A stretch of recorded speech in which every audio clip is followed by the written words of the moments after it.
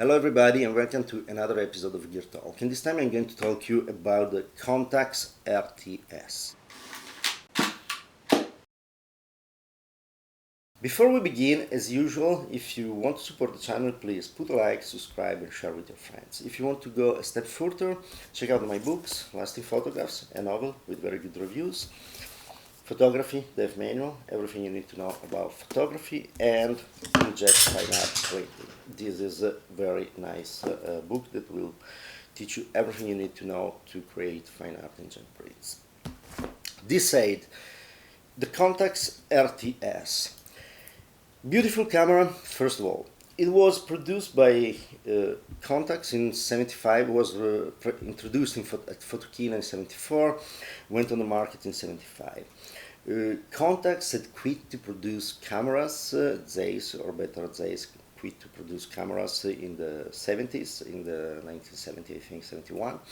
And they had these beautiful lenses and this beautiful ability to create great lenses. So they decided to partnership with Yashica and create this modern Contax series. So it's a camera that is made in Japan by Yashica.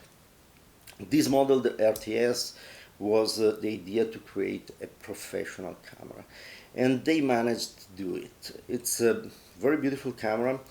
It's automatic with aperture priority or manual camera, and has all the features you think from a professional camera of that time. So you can check the depth of field with a specific button there. You can lock up the mirror to avoid vibration. You can change the focus screen, so you can put a focus screen, for example, with the grid and so on.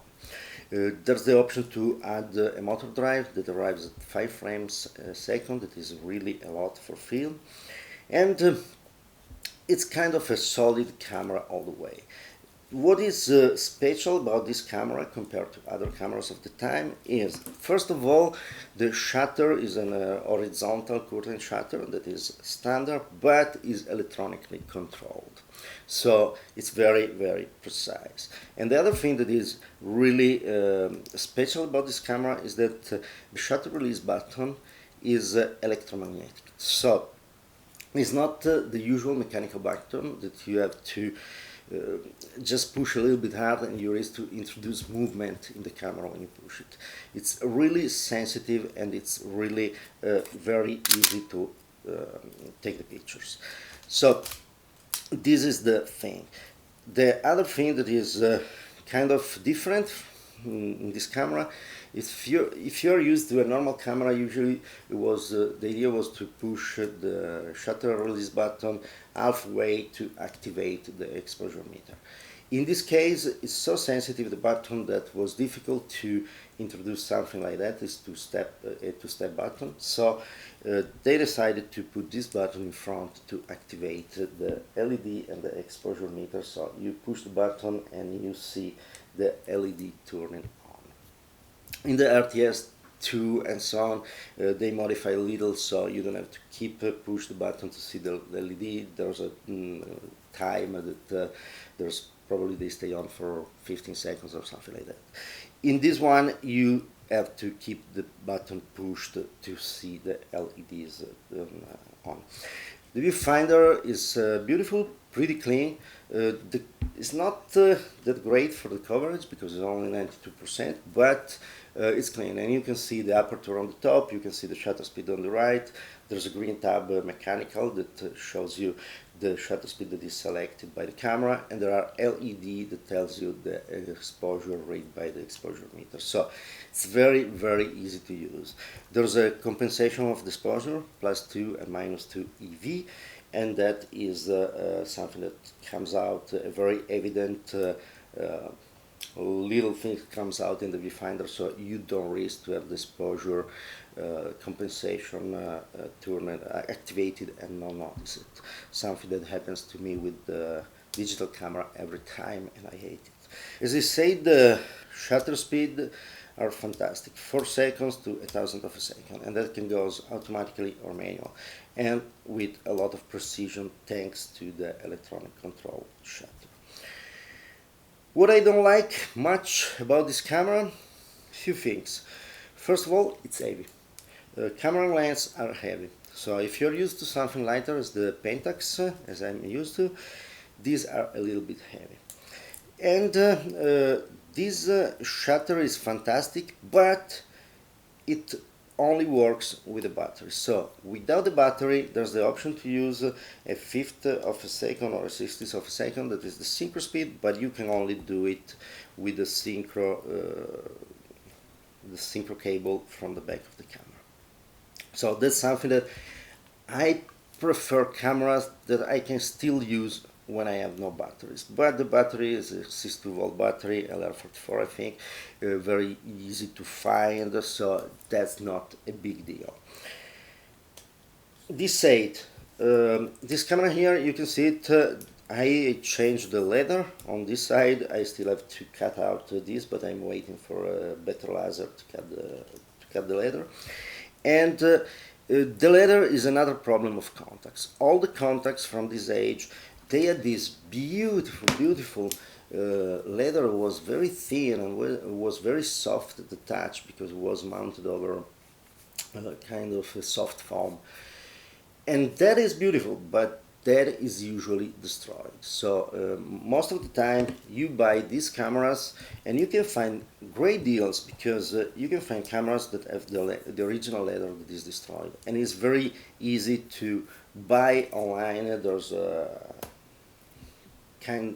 lot of shops that actually have leatherette for the cameras that you can buy and change yourself, or you can just get an old piece of leather like I did here. It's from some coach, and you can cut it and change the leather. So that's something that you can check. Another thing you can check when you buy the camera is this camera, yes, are great cameras, but are not that reliable and strong. I mean, a lot of these cameras were used a lot, and they have some known problems. One of that is the advancing lever and the connection between the advancing lever and the frame counters of the camera. So it's a very weak part of this camera, and you have to check that that is working. Also here, a lot of time you see lost the plastic that covers the screw of the lever here. That's something very common, and I will put some leather there too. So very nice camera, check it out. You can find very good deals if you look for cameras with the ruined leather, and you can find a lot of them because really that leather was beautiful touch, but really not resistant to the wear. So great camera, great lenses, because Zeiss obviously is known for the quality of the lenses, and I think almost all the lenses were great. Some lenses, yeah, but at least on paper, best lenses ever made, comparable to Leica and so on, to Leica. So great camera, is worth to find one and have one to just go around, and it's very precise. And as I said, you can find good deals if you don't care about changing the leather yourself.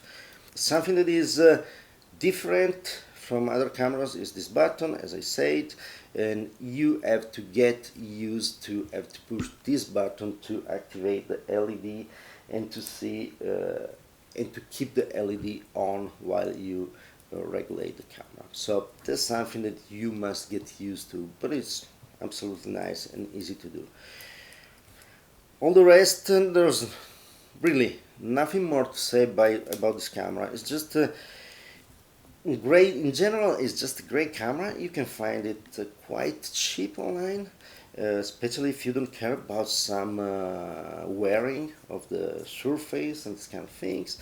And it's great body to start with film photography.